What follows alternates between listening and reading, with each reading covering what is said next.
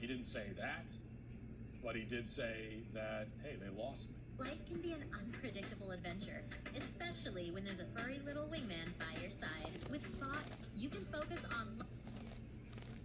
And they lost him because of how he was being treated and what he saw behind closed doors. And he was obviously not alone in feeling that way. Because, listen, the pro-Israel side, as Charlie called it, has lost the majority of the American public. You know, it doesn't have the left at all, which, who cares? That's fine. But it also doesn't have a huge chunk of the right. And it wasn't always that way. It doesn't have the younger generation, like at all. It doesn't have support globally. It's just failed to persuade the vast majority of people. That's the fact. That's the reality. And at some point, if you're on the pro-Israel side, you really need to be honest with yourself and engage in some actual honest self-reflection and self-analysis. You really do. Because you're losing the argument. I mean, you're just losing. You are. And I've never seen any side of any argument lose this much support this quickly. I can't think of any other example of something like this. And if you're on that side, you need to have the courage and humility to ask yourself what you're doing wrong. Now, sure, you know, when you are going out with a message and nobody is buying it, and even people who were buying it suddenly are not anymore. Now, you could say, oh, well, it's everybody but me. It's all them. Everyone is against me, and it's all their fault. I'm not doing anything wrong. It's possible that's the case. You know, in the whole history of the world, when people feel ganged up on, and I'm not doing anything wrong, and they're doing everything wrong. Yeah, on occasion, that could be true. But most of the time in life, you got to look at common denominators. And most of the time in life, when you're going around and your message is just not resonating with anyone, almost, you got to look at yourself. That's the case most of the time. But that doesn't seem to happen. You know, I don't see a lot of like self-reflection. And there really should be, especially now. I mean, this should be the kind of thing. If you're on that side of the argument and you see these text messages, it's the kind of thing that should make you sit back and go, wow. I mean, even Charlie was feeling that way. But instead what happens is that typically they'll do what the donors were doing to Charlie, apparently, scold and point fingers and throw the anti-Semitism charge around. And, I mean, they'll do it to me because of what I'm saying right now, right? This is going to get clipped, and it's going to be, oh, see, he's woke right, he's anti-Semitic, he's, you know, that's going to happen. That's going to happen.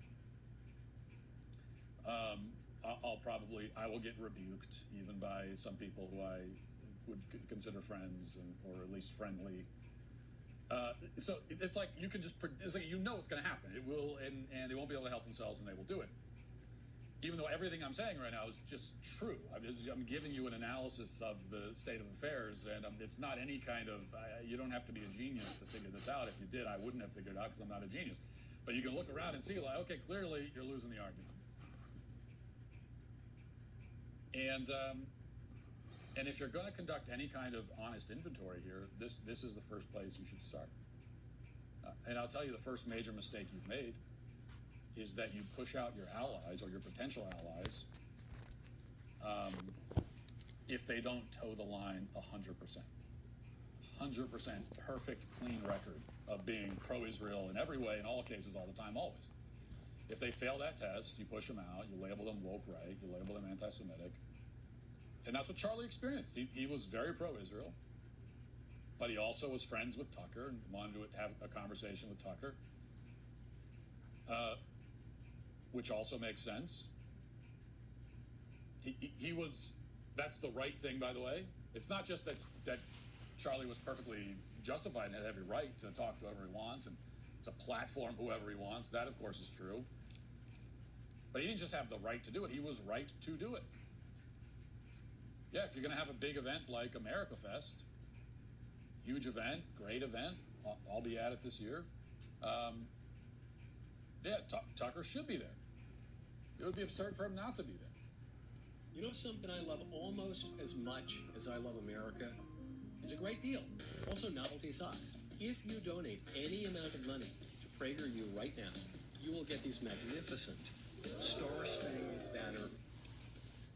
But what Charlie experienced is that because of that, we're going to withdraw our money. We're going to take the funding away. And yet, you have the right to do that. You have the right to take your money and do what you want with it. But this is the problem.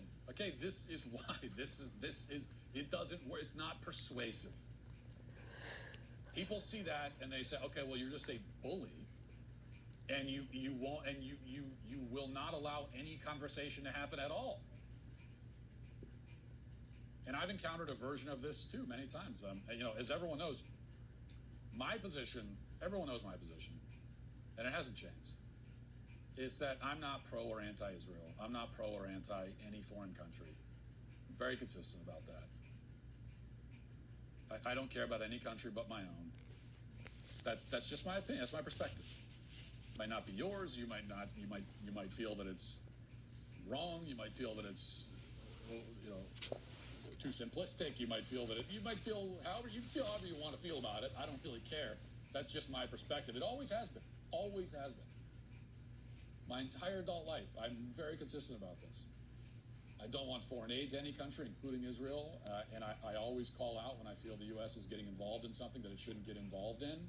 And if they're getting involved in something, from my perspective, for the sake of Israel, and I don't think they should, I'll say that. I was against the Iran intervention, so I'll call that out. I'll also call out the Islamic invasion of the U.S. I spent several days just over the past couple of weeks talking about that. I did multiple shows just about the situation in Dearborn. I've talked about many times. I've spent a lot of time on importing Somalis into places like Minnesota. So I'll talk about that too. So I think I'm pretty damn consistent in my own principles when it comes to this stuff. And you don't have to share those principles, but they're mine, and I'm consistent about America first. I call out anything that I think is not America first. I also call out the Israel obsession on the other side, the anti-Israel side, the tendency to bring everything back to Israel all the time, even if it doesn't have anything to do with it. There's a tendency on that side to be Israel first from the other direction. I've made that point countless times on this show, on X, on every platform. Just being consistent, which means that if you're pro-Israel, you may not agree with some of my takes, but there's no reason why I should be your enemy, because you'll also agree with a lot of my other takes, and yet I've been labeled woke right, anti-Semitic. I just saw this today. I don't even know who it was. Just a tweet that popped up. One of many. I see them all the time. But someone was. I was just catching some conversation. I wasn't even about me, but I was catching a stray. Someone said, "Oh, Matt Walsh is constantly engaging in anti-Semitic tropes." And I see this all the time. What? What are you even talking about? But this is what they're talking about. It's just not towing the line 100%. And I don't tow any line. I mean, the only line I tow is my own line. I have my own line. I have my own line, the things that I care about, and that's what I tow. I don't tow any other lines. And like I said, that's going to happen in reaction to what I'm saying right now.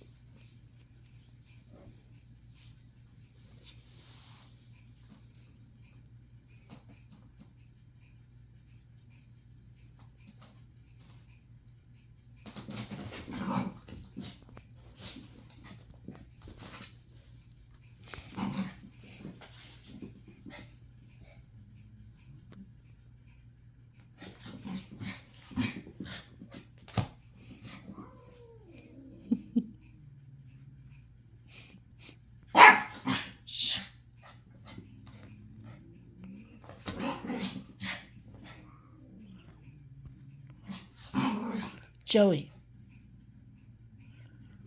Joey, stop.